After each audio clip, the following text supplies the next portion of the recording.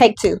Hello and welcome to another episode of the Confessional Room. I am your host, Victoria Nicole, and we have in the room today my lovely friend, Government Katara, but we all know her as Big Key, never the little one. Never the little one. So, Katara is a mother, a sister, a daughter, a working woman, and an overcomer.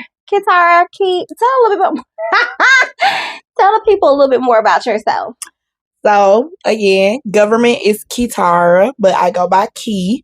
Born and raised here in Birmingham, Alabama. I am the mother of one daughter. Her name is Serenity. She is my pride and joy, but also my biggest headache.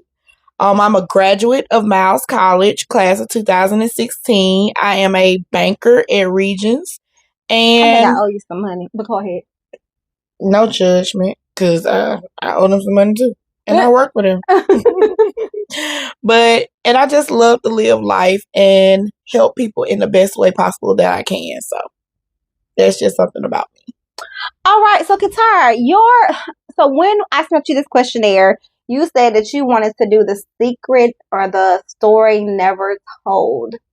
Tell us a little bit where we're gonna go tonight.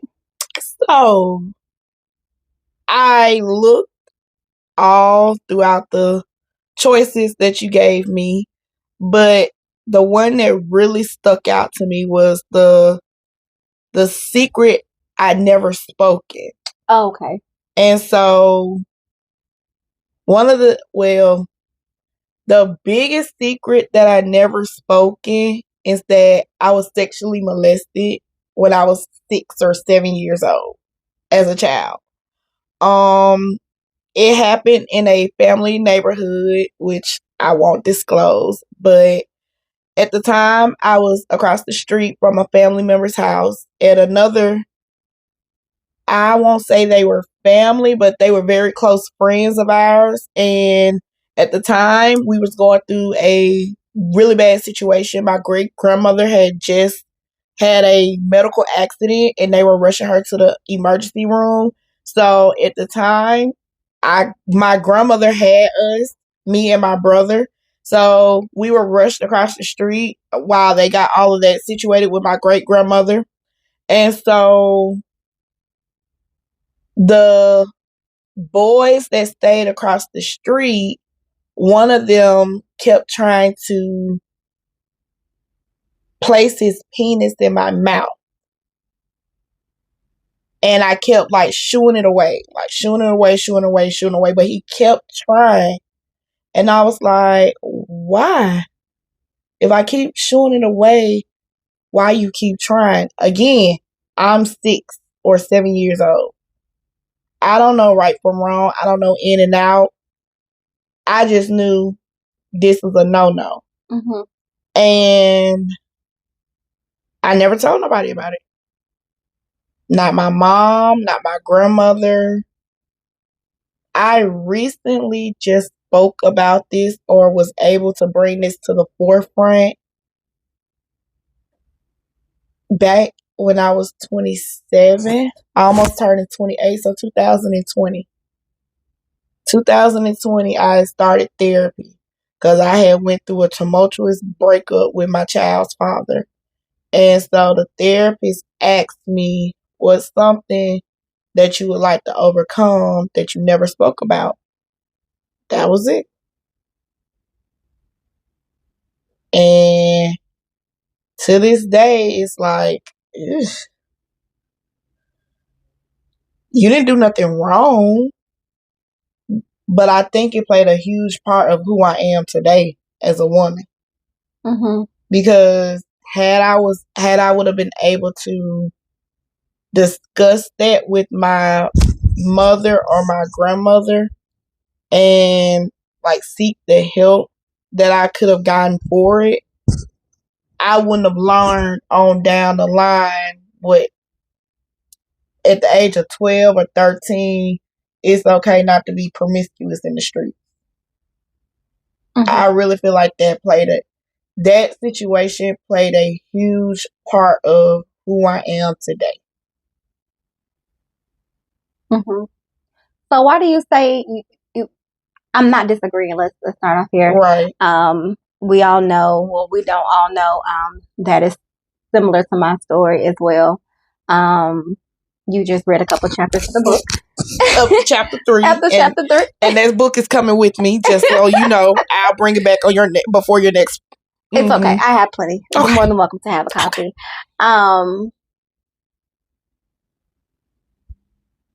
I don't know. It always takes me a moment to gather my thoughts when someone decides to share, whether it's on this platform or in private. Because as a person who was molested as well, it ain't right. It's not. You're right. It's not right. However, there are so many people out here that live in silence, and you were 6 and 7 years old as well, and it took you well into your 20s to realize that particular situation played a very big part in developing who you became as a woman. And so often, we try to push those things to the back of our minds because we feel like, in your situation, you didn't do anything wrong, but you began to question yourself, well, if I would have done this, would this been different? Had I told someone, would this be different? And so what people don't understand, and I need to do my research again, but it's 1 in 3 people, before the age of 18 will be sexually assaulted. That's the last time I looked it up. It was 1 in 3 people. So I always tell people, whenever you begin to judge someone, look to your left, your right, and your front and your back. Somebody in that situation, because it's 4 of you, 1.5 of you have been sexually assaulted in some way. And it takes people, a person like a Key, a person like a Vic, a person like so many others to step forward to let the other people know that they're not alone. Right. I always say when people are sexually assaulted, I am no counselor, no research person, no none of that. But I feel like there's always 3 types of women. What happens after they've been sexually assaulted in whatever molestation or rape? They either become promiscuous, they isolate themselves, or if you are a nature versus nurture person, they turn to the same sex. And because they feel like that is safer for them because someone of the opposite sex has taken their vulnerability. And that's the way I feel for men and women. And you all can disagree, but again, I am no researcher. I am no scientist. I'm no nothing. But this is what I have found when speaking to men and women about these situations is that is what typically happens. You blame yourself, you isolate yourself, or you're always looking for validation in sex. And I feel like for myself, I had to, in a season of my life, I became very promiscuous. I am so grateful for when I tell people, they be like, it's very natural. And I'm like, nobody told you that I was perfect. So when you can even to get to the point to admit that you feel like that has something to do with it, and now you're seeking counsel in it, I think that is such a major thing for your internal healing. Absolutely. And for your mind. And so I commend you on that. Thank you. I really do, because when you're raising a daughter, you don't ever want them to potentially have an inkling of the things that you have gone through. And so it takes heavy on that. It takes strength to be like, I need to get myself better so that my daughter, or even my son, if you had a son, will not have to encounter that same sort of abuse. So I just want to take this moment and thank you, one, for sharing that here with us. And, thank you. And say, I commend you for seeing you needed the extra help. Okay. So with that being said, so you said it played a major part in who you became and your promiscuity. At what point did you like, okay, even this is not enough? Like, I need something different. So when did you start seeking counsel to want to better yourself? Again, 2020. 2020. So I started my promiscuous journey when I was 12. I stay on the east side in the Huffman area, to be exact. And so where I stay on the corner. And so not even half a mile down the street is these apartments that were there. They're still there. They're called Twin Gates. And all of our friends, the homies, the men, you name it, they was in Twin Gates. And so every day after school, I would go over to Twin Gates. And it was one dude who he taught me how to give oral sex at the age of 12.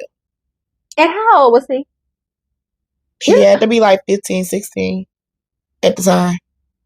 Let's take a pen there too. As a current educator, I was just having a discussion that you all, not you all, like you, but kids, unfortunately, in the state of Alabama, and again, last time I looked, you have to be 16 to consent to having sex. Y'all not even grown enough, because Alabama has so many regulations of our own body. That's not another subject for the day. That not even at 16, so you were 12 and he was 15, 16. What y'all know about taking them through there? Listen, I was outside.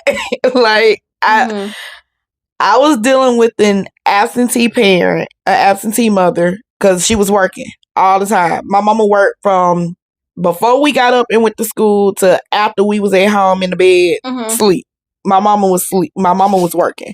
So she wasn't a bad parent. She just wasn't there to actually pay attention and watch and see what was going on with me. My grandmother was there. My grandmother was the one who, she took care of me up until she passed away back in 2007. And so, like, my grandmama, she was the homemaker. She stayed at home. She cooked. She cleaned. She made sure we did our schoolwork. And then after we did our schoolwork, we was outside. Like, I am the product of a child that went outside. I was not at home on no phone, computer, none of that, watching TV. Our generation loved to be outside. You were a little bit younger than me. Right. But, I think after you all, they don't go outside. They don't go outside. But, that's the reason why they have social problems. They can't, their attention span is like this. You can't catch them in 30 seconds. Baby, they gone. Baby, we was outside. I was a faithful outside child. I hate when I couldn't go outside. Cry like a baby. Okay. I mean, I just want to ride my bike. I want to listen. Me, dang, I can't go in the apartments today. Dang, I know they finna be over there jumping like, oh. And so, by the time I met my daughter's father, my sex count was up there. Already. I'm 15 when I met that man, and I was in the double digits with sex partners. So I met him, settled down with him, well, off and on, back and forth for 12 years. And he cheated on me, I cheated on him. Only difference is he was sloppy with his. I never got caught with mine. Typical women stuff. I mean, hey, it is what it is. Today, I can admit it. Back then, I was childish. You couldn't pay me to tell him I cheated on him. Understood. So, but again, his skeletons always made it to the forefront of the limelight. Like, sir. Again, digress. But so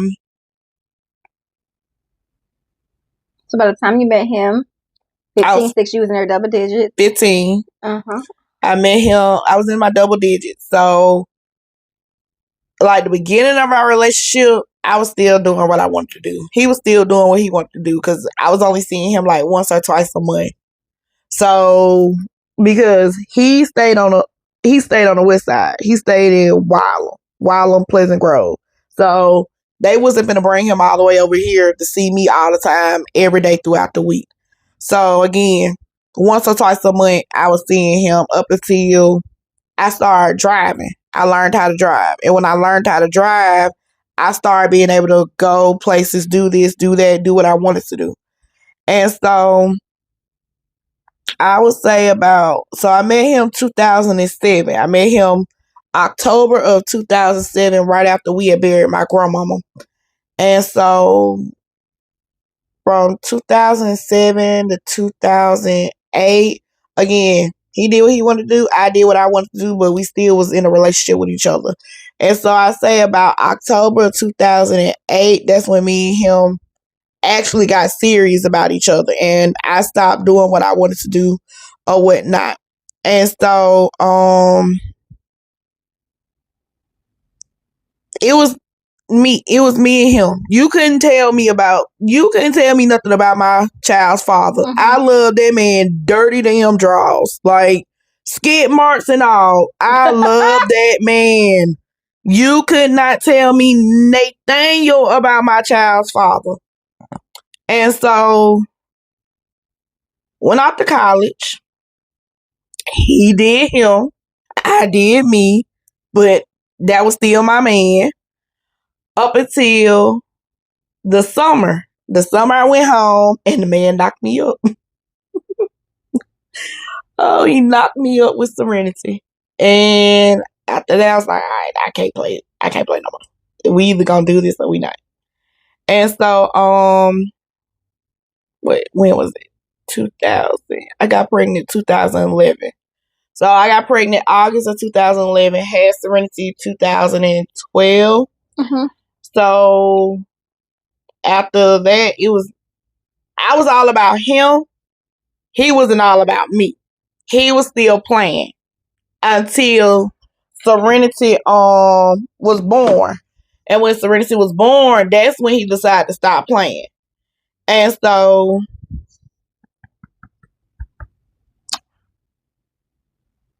we ended up breaking up for like 2 years in 2014 because he hit me. Oh, wow. He hit me. He swung on me like I was a man in the street. And it blew me because I'm like, I know, like, hell, you ain't bring up, like. So for like a year, me and him didn't talk. Mm-hmm. We just did exchange and went on about our business. And then some way, somehow, I end up back in his bed. He end up back in mine. Whatever. So in 2016, I slept there and said, hey, I'm not going to keep doing this with you. We either going to be together or we not. But I'm telling you now, after this, is either we're getting married and something's going to come from this or I'm done. I can't keep doing this with you. Can't keep doing this back and forth. Mm-hmm. So me and him end up moving in together back in 2017 and everything was fine up until 19. And 19, I felt myself spiraling, just going downhill. I had lost my job in April of 19.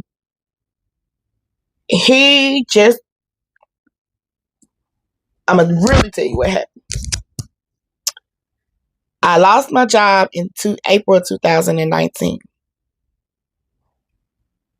Right after that, he left and went out of town with his folks. They did this family trip like they always do, and they went to Florida. I couldn't go with them because at the time, I had my family trip going on. So I sat up there and told him I wasn't going with him and going on mine. I wasn't going to be able to afford it. So he left and went out of town. I stayed at home in the apartment. In those few days out he was gone, God sat up there and told me, leave that man alone. Leave him in the relationship or else. I sat up there and said, God, why are you telling me this? I was like, I ain't trying to hear what you're talking about, God. God told me. And I remember it vividly because I sat in the bathtub, taking a bath, boo-hoo crying. God said, leave him. Mm-hmm. Or else. I finally found out what he meant by or else. That was June of 2019. Mm-hmm. Fast forward to December 28th, 2019, when that boy upped his pistol on me and said, be our kid.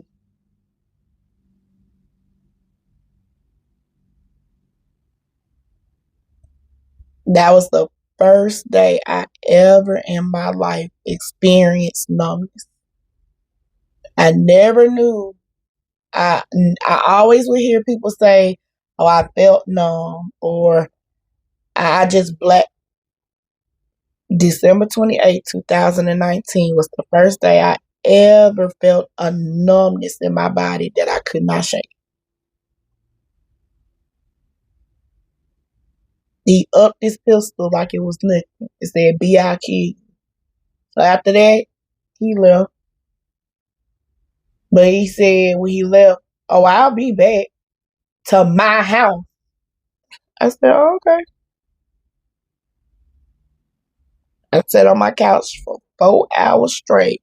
I didn't talk. I didn't talk. I didn't call. I just sat there numb looking at the TV.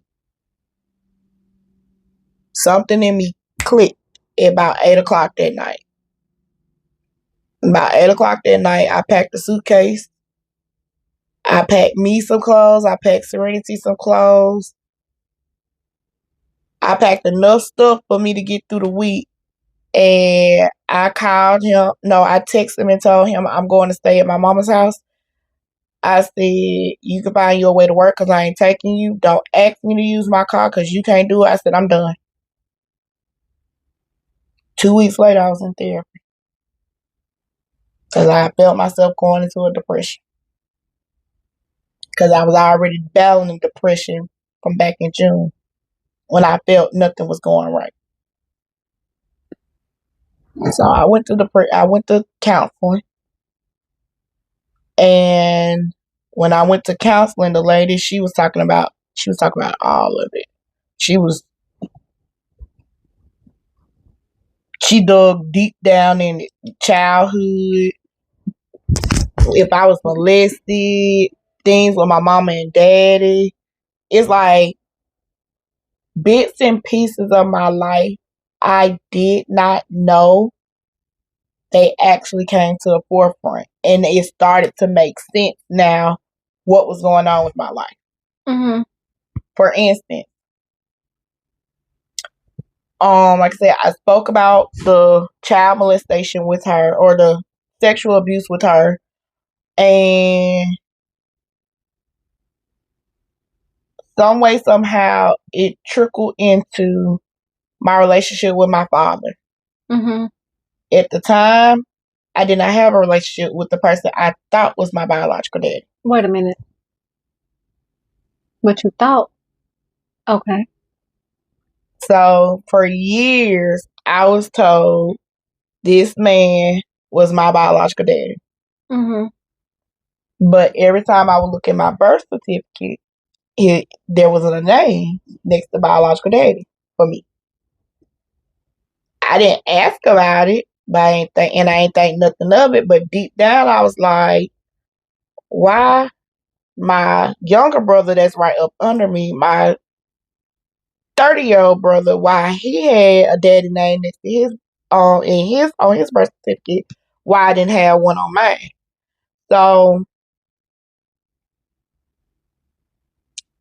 the therapist asked me about my relationship with him. I told him it was non-existent, null and void. Like null and void. Null and void because he chose not to be an active parent. And even after me and him had a conversation back in 2018, I opened the olive branch where you used to become an active parent. You still didn't do it. So I'm not in the business of begging you to do nothing for me. Right. I don't like nobody. I don't like begging anybody to do anything for me. If I ask you once and you say you're going to do it, I expect you to do it. Right. But if you don't do it, you ain't got to worry about me asking you to do it again. And you ain't even got to worry about me speaking to you again. Oh, wow, Key. That's a lot. It is, but that's just, I don't like begging nobody to do anything for me. If you going to do it. Do it. And do it out the kindness of your heart and because you want to. Don't feel like you obligated to do it, and don't do it because you feel like I'm forcing you to do it. And so I had a conversation with him back in 2018, and I was like, hey, you're the reason why I have the promiscuous relationship with men that I have. That and another situation. I ain't going into detail with him about the molestation portion of it, but him being an absentee father, and he was an absentee, he walked away. So he wasn't absentee because he was out there working like my mama. He actually walked away. He didn't want no parts of it. And so the therapist was like, go ask your mama about it. And I was like, okay, no problem. Mm-hmm. So one day I went and asked her about it. Like one night, I was like, "Mom, I need to talk to you about my daddy." She beat around the bush. And my mama ain't never the type of person to beat around the bush. Okay. I was like, what the hell? So she was like, come ride with me to the store. I was like, okay. Get to the store, because we went to Aldi's right there that's on the parkway. Go in the store and get such and such. I was like, okay.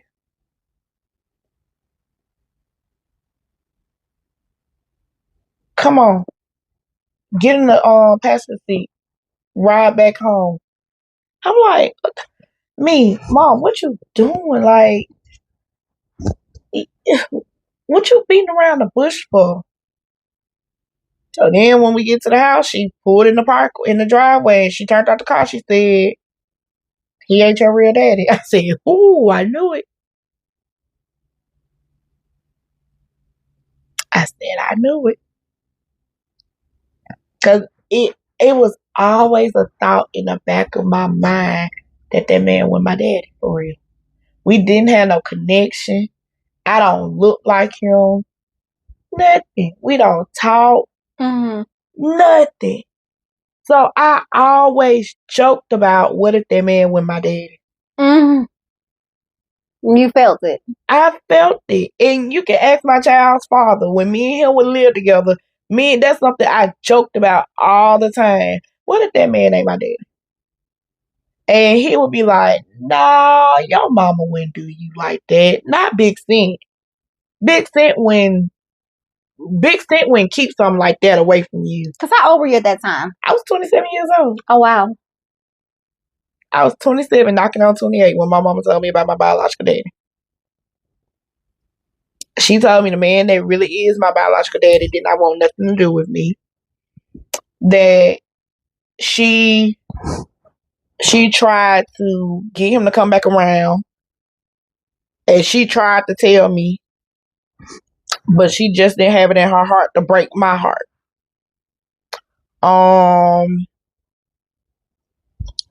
What happened? So she told me the situation. She said the man didn't want nothing to do with me. He felt like my mama was talking to someone else, in which she wasn't. She was just really, really good friends with that man. But her and that man never did nothing. And she knew who her child's father was, because my mama was one of those. She was down the ride about her man, but she wasn't going to jail about her man. Mm-hmm. And so she even messaged the man the day after she dropped me off at college. Back in 2011. She dropped me off the beginning of January 2011. Either 1 or 2 days later, she messaged him on Facebook Messenger. Hey, my daughter's 18. I would like to get a paternity test to establish that you are her father. I will pay for the paternity test. All I need you to do is show up. That man left my mama on red. January 2011. She showed me the message. She kept it. She kept it. Just for when she knew she had to tell me. She showed it to me. I was like, oh, okay.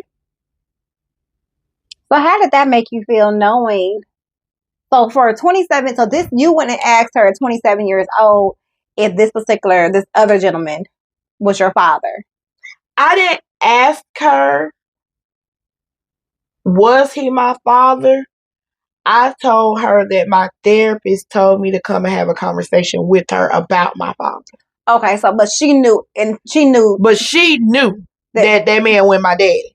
And so you went through this whole roundabout that particular day, and it wasn't even that day. It was just for like 30 to 45 minutes. She took me on a scavenger hunt. And I'm like, why? You ever think she was just trying to get up the nerve? That's exactly what that was. She was trying to bite the bullet and tell me something she had been dreading to tell me for 27 years. But at 18, she knew she was trying to do something when you were 18, and that particular gentleman, he didn't want anything to do with you, so he left her on red. And so when did you have the conversation with this other man? Back in 2018, October 2018 to be exact. So how old were you then? I was October 2018. Excuse me. This 25. I was 26 years old. So the year before you had the conversation with your therapist. I went 26. Let me pick it up back. Cause hold on.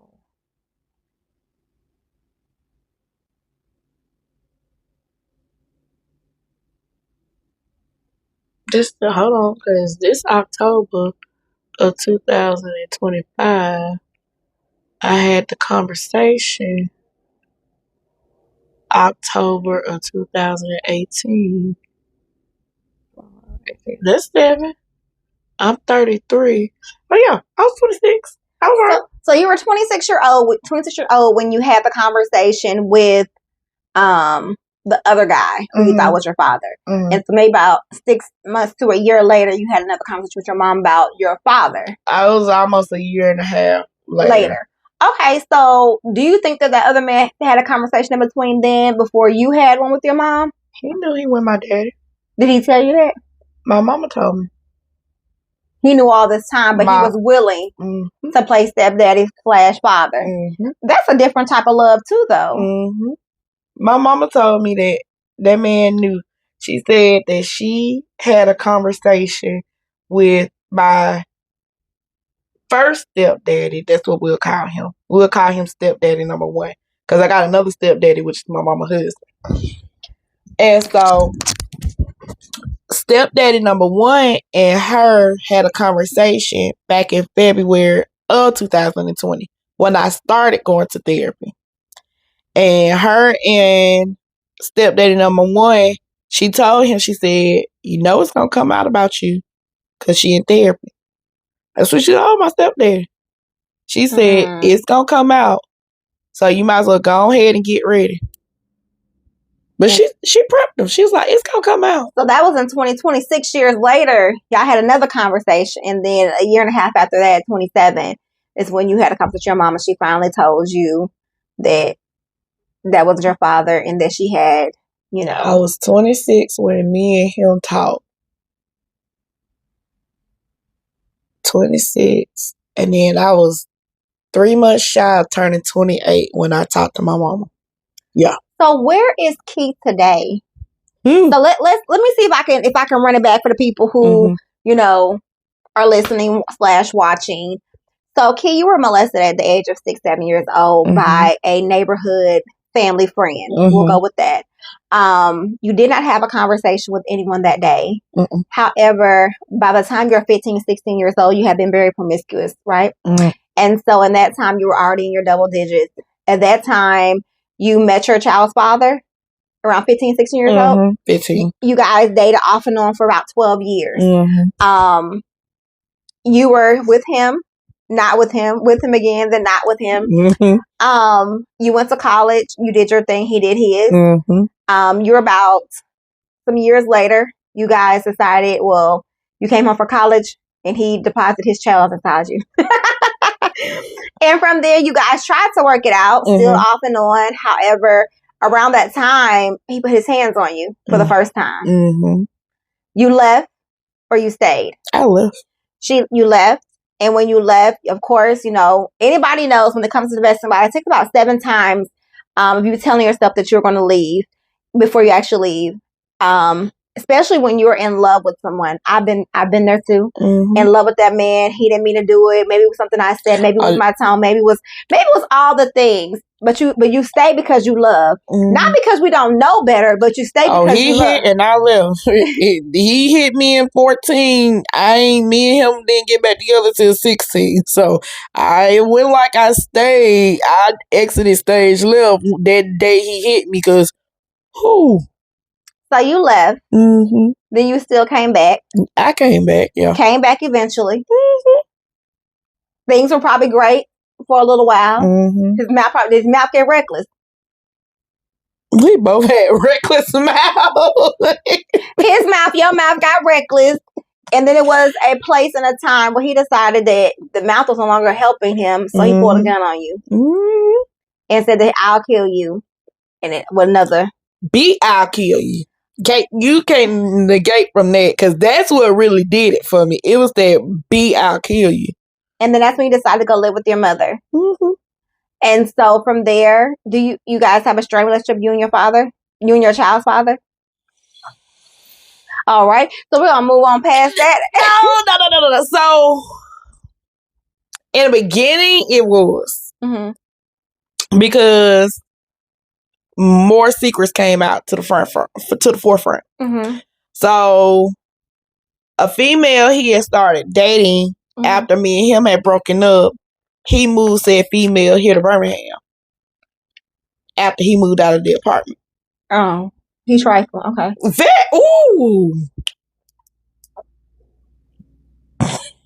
Child's father was a trifling little thing back then.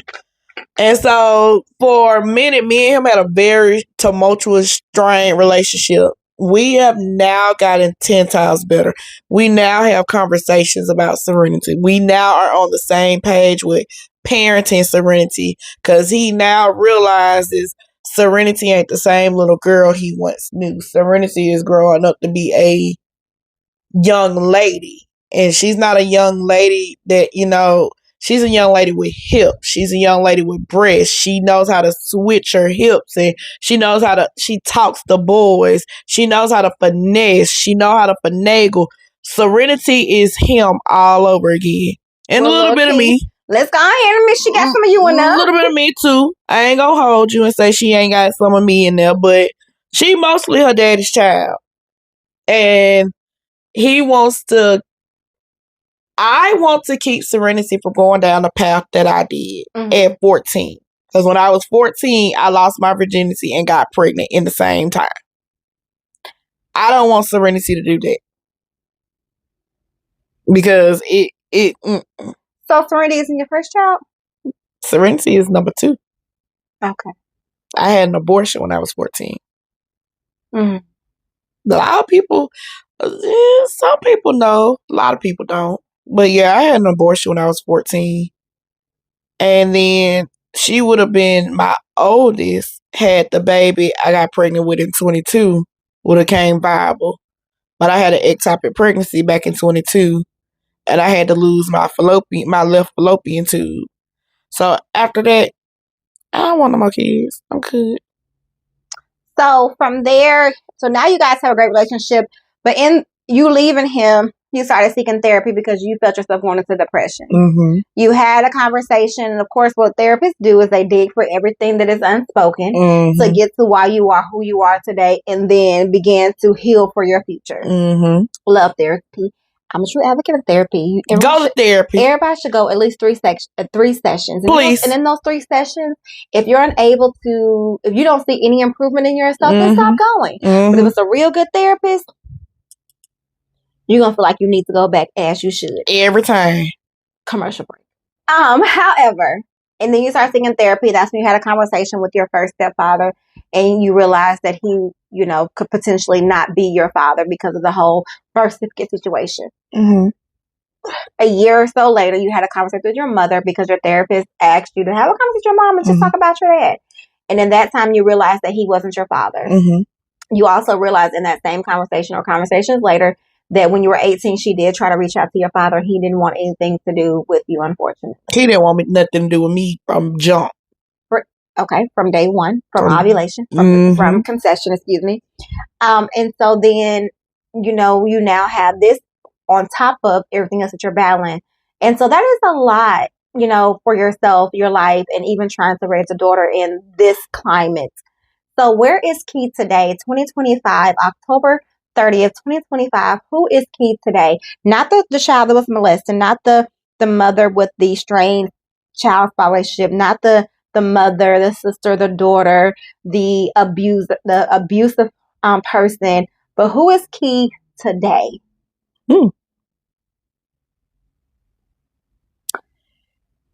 Key today is a woman that's not taking nothing. Key knows her worth. Key know what she is deserving of having. Key is worthy of having what she wants. Key is going to go after happiness no matter what.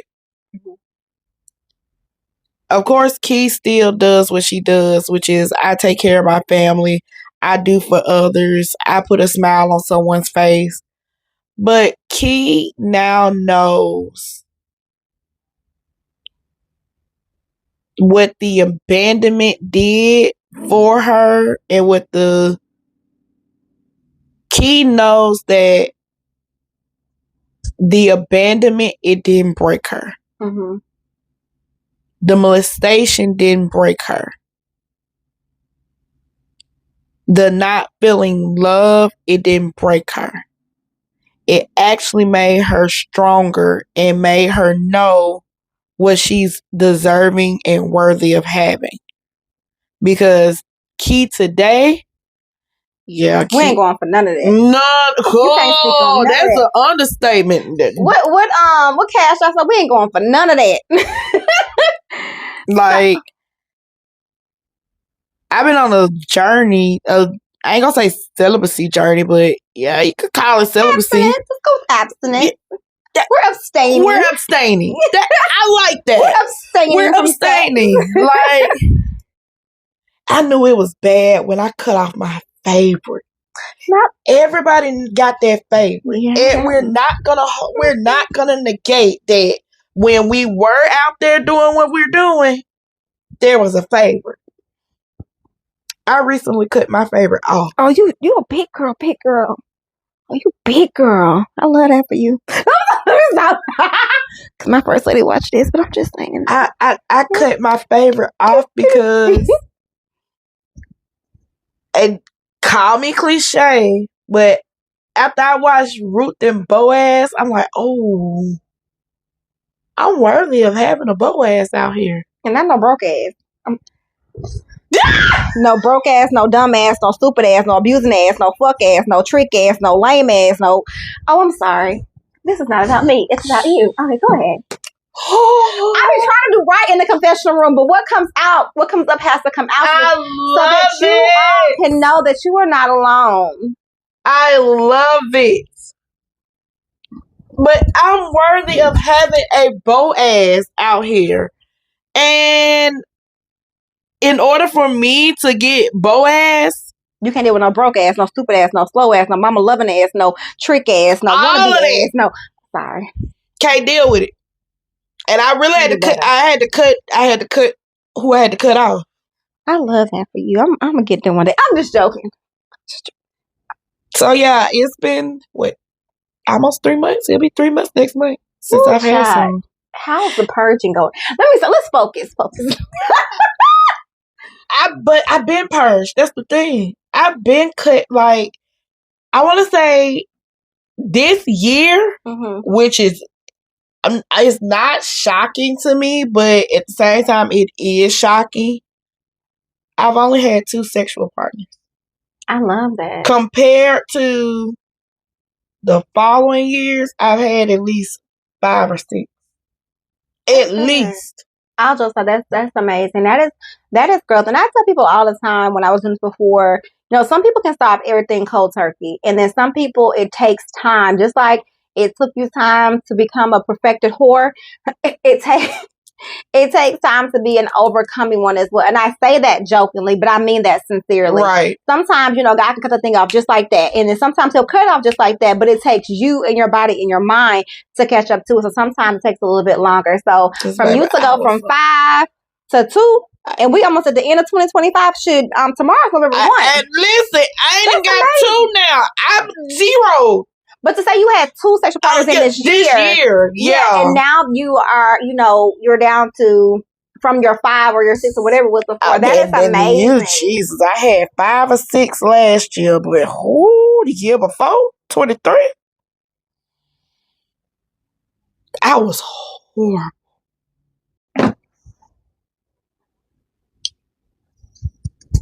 All right, so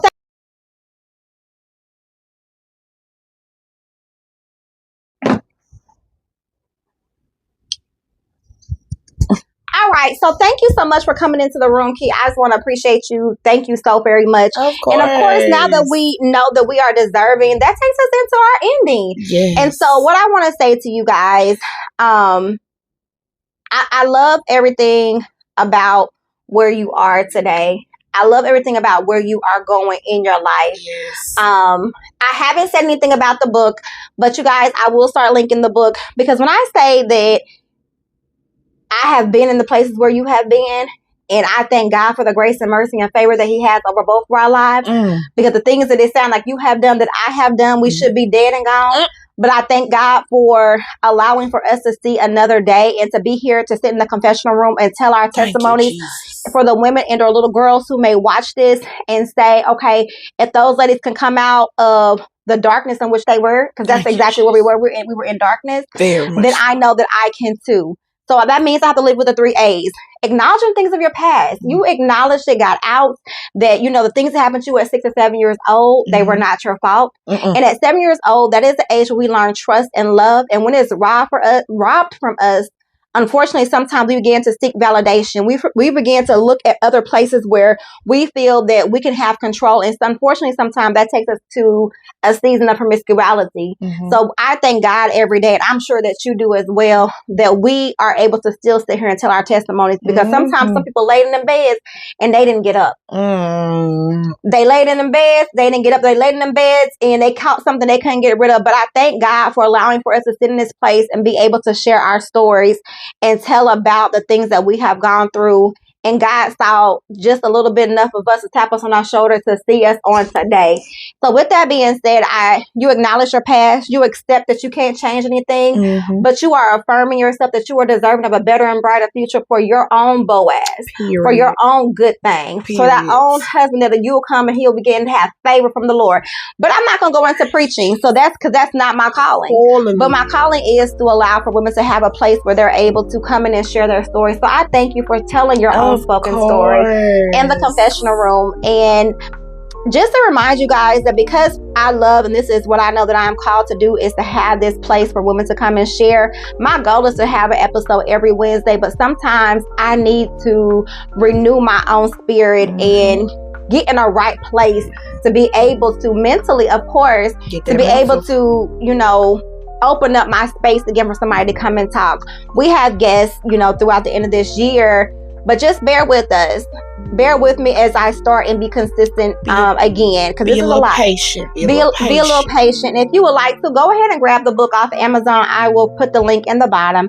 And again, thank you so very much for tuning to another episode of The Confession Room. And until next time, thank you for coming in the room.